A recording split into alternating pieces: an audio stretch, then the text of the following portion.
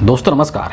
जब से नरेंद्र मोदी इस देश के प्रधानमंत्री बने हैं तब से लेकर के आज तक, यानी कि 2014 से लेकर के और अभी तक देश में इस तरीके का एक माहौल बनाने की कोशिश की जा रही है, इस तरीके का एक नैरेटिव चलाने की कोशिश की जा रही है कि जो कुछ भी हो रहा है वो नरेंद्र मोदी के शासनकाल में ही हो रहा है और पहली बार हो रहा है। इसके पहले ऐसा कभी नहीं हुआ था, देश के किसी भी प्रधानमंत्री ने ऐसा नहीं किया था। और इसी दौर में आप ये भी देखेंगे कि हर चीज़ का राजनीतिकरण कर दिया गया, आपके इमोशंस का राजनीतिकरण कर दिया गया, आपकी जो धार्मिक भावनाएं हैं, पूजा पाठ, भगवान, ईश्वर, उन सब का राजनीतिकरण कर दिया। और चलते चलते यहाँ तक मामला आकर के पहुँच गई कि नरेंद्र मोदी की सरकार ने सेना का भी राजनीतिकरण कर दिया। जो सेना के ऑपरेशंस होते हैं उसका राजनीतिकरण कर दिया, जो सेना के शौर्य हैं, पराक्रम है, उसका राजनीतिकरण कर दिया, उसकी मार्केटिंग करनी शुरू कर दी। और गोदी मीडिया के द्वारा लगातार ये बात कही जाती है, बीजेपी के जो इकोसिस्टम है, बीजेपी का जो आईटी सेल है, उसके द्वारा लगातार ये बात कही जाती रही है कि नरेंद्र मोदी ही एक ऐसे इकलौते प्रधानमंत्री हैं जो कि पाकिस्तान के ऊपर सर्जिकल स्ट्राइक कर चुके हैं और पाकिस्तान के अंदर घुस करके मार रहे हैं दुश्मनों को, पाकिस्तानी आतंकवादियों को। लेकिन अभी जो वक्त है वो सोशल मीडिया का दौर है। जो सोशल मीडिया है वो आज के समय में जो मेन स्ट्रीम मीडिया है हिंदुस्तान की, उससे कहीं अधिक पावरफुल हो चुकी है। और जहाँ तक विश्वसनीयता का सवाल है, जहाँ तक क्रेडिबिलिटी का सवाल है, तो आज के समय में जो सोशल मीडिया है वो ज़्यादा विश्वसनीय है। सोशल मीडिया के ऊपर लोग ज़्यादा भरोसा करते हैं क्योंकि जो गोदी मीडिया के न्यूज़ चैनल्स हैं वो सच्चाई को छुपा करके रखते हैं। वो सिर्फ उन्हीं चीज़ों को सामने दिखाते हैं जो कि सत्ता के पक्ष में हो, जिससे कि नरेंद्र मोदी के चेहरे को चमकाया जा सके। सिर्फ वैसी ही खबरें गोदी मीडिया के लोग दिखाते हैं और इसीलिए लोग गोदी मीडिया के ऊपर भरोसा नहीं करते हैं। लेकिन जैसा कि मैंने कहा कि ये जो दौर है ये सोशल मीडिया का दौर है और इस दौर में जो बीजेपी का नैरेटिव है, एक एक नैरेटिव को फेल कर दिया जाता है मिनट से पहले ही।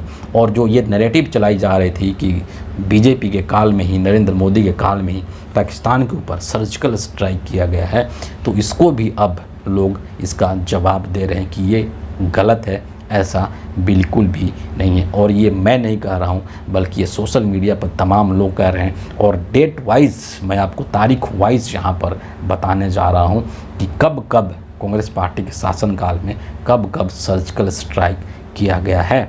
मैं सबसे पहले आपको बता दूँ कि ये खुलासा भी करने वाले कोई और व्यक्ति नहीं है, बल्कि 2016 के अंदर, 2016 में, यानी कि नरेंद्र मोदी उस वक्त प्रधानमंत्री थे और 2016 में जो सर्जिकल स्ट्राइक हुआ था उसको लीड करने वाले लेफ्टिनेंट जनरल DS हुड्डा, उनका ये कहना है कि इसके पहले भी सर्जिकल स्ट्राइक होते रहे हैं और कांग्रेस ने 2008 से लेकर के 2014 तक 6 बार सर्जिकल स्ट्राइक किए हैं। सोचिए कि खुद 2016 के सर्जिकल स्ट्राइक के जो लीड करने वाले हैं वो बोल रहे हैं कि कोई पहली बार नहीं हो रहा है, बल्कि ऐसा पहले भी होता रहा है। और 2008 से लेकर के 2014 तक, यानी कि मोदी के प्रधानमंत्री बनने से पहले तक 6 बार सर्जिकल स्ट्राइक हो चुका है।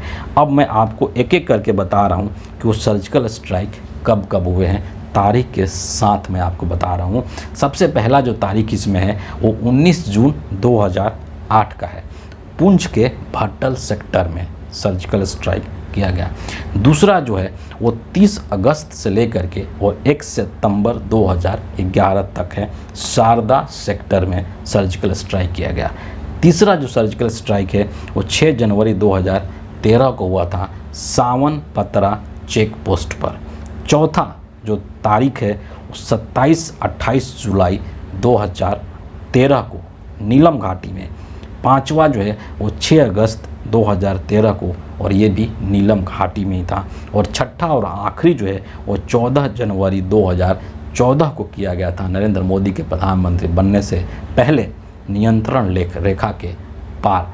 तो इस तरीके से कांग्रेस के शासनकाल में 2008 से लेकर के और 2014 तक 6 सर्जिकल स्ट्राइक किया गया। इसमें एक जो सर्जिकल स्ट्राइक है उसके बारे में मैं थोड़ा सा और आपको डिटेल में बताना चाहता हूँ। 2011 के अंदर जो सर्जिकल स्ट्राइक किया गया था उसका जो कोड नेम था वो ऑपरेशन जिंजर था। जिस तरीके से आज नरेंद्र मोदी ऑपरेशन सिंदूर के नाम पर ढोलक बजा रहे हैं, उसी तरीके से 2011 में ऑपरेशन जिंजर के नाम से सर्जिकल स्ट्राइक किया गया था। और इस ऑपरेशन को हेड कौन कर रहा था, तो मेजर जनरल SK चक्रवर्ती कर रहे थे। और सेना ने बॉर्डर पार करके हमला किया था। इस स्ट्राइक के दौरान 2 भारतीय जवानों के सर को काट करके ले गए थे पाकिस्तानी, और बदले में हमारी सेना ने, भारत की सेना ने 3 पाकिस्तानियों के सर काट करके लाए थे। ये उस वक्त का दौर था कांग्रेस पार्टी के शासनकाल में, जब सर्जिकल स्ट्राइक इस तरीके से होता था कि अगर पाकिस्तान ने हमारे 2 लोगों को मारे तो हमारे लोग वहाँ जा कर के 3 लोगों का सर काट करके लाते थे। आज क्या हो रहा है? आज के दौर में क्या हो रहा है? आज के दौर में ये हो रहा है कि जिन आतंकियों ने पहलगाम में हमला किया, अभी तक नरेंद्र मोदी की सरकार उन आतंकियों को पकड़ने में और मारने में सफल नहीं हुई है। देश को नहीं पता है कि वो आतंकी इस वक्त कहाँ हैं, क्या कर रहे हैं। सरकार इसका जवाब देने में बिल्कुल भी समर्थ नहीं है। सरकार क्या कर रही है? सिर्फ और सिर्फ इस चीज़ को लेकर के राजनीति कर रही है।